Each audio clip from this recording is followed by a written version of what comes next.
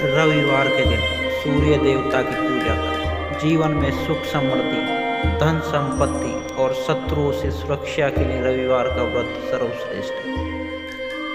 रविवार का व्रत करने व कथा सुनने से मनुष्य की सभी मनोकामनाएं पूर्ण होती है। मान सम्मान, धन, यश और उत्तम स्वास्थ्य मिलता है। रविवार का व्रत करने का ये तरीका और पूजन ऐसे करें। सूर्य का व्रत 1 वर्ष या 30 रविवार तक अथवा 12 रविवार तक करना चाहिए।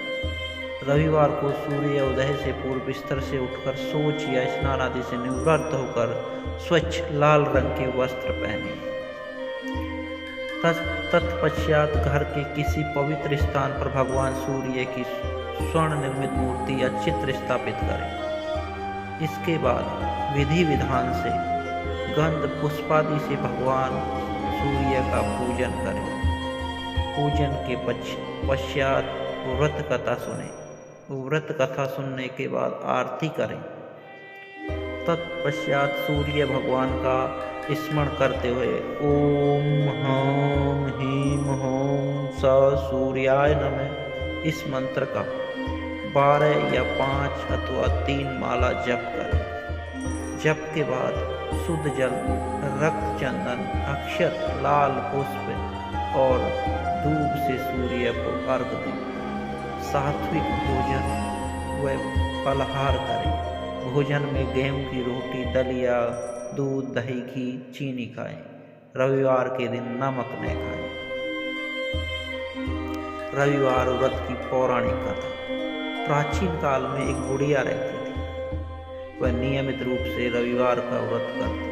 रविवार के दिन सूर्य उदय से पहले उठकर बुढ़िया स्नान आदि से निवृत्त होकर आंगन को गोबर से लीप कर स्वच्छ करती।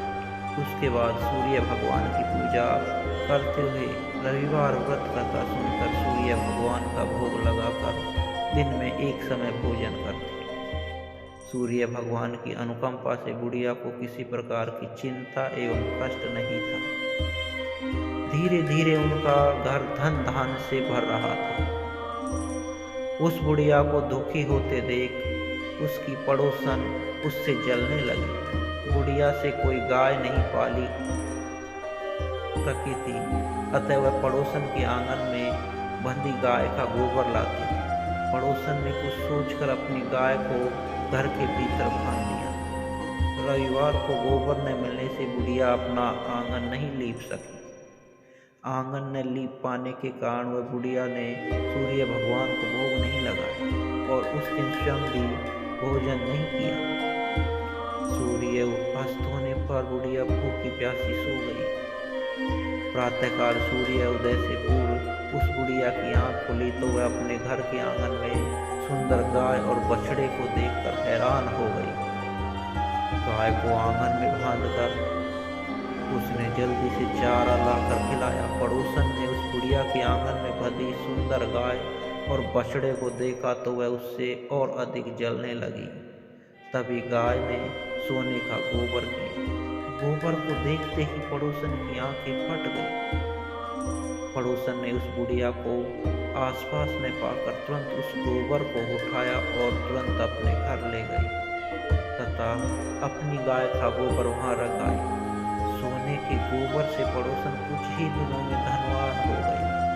गाय प्रतिदिन सूर्य उदय से पूर्व सोने का गोबर किया करती और बुढ़िया के उठने से पहले पड़ोसन उस गोबर को उठाकर ले जाती थी।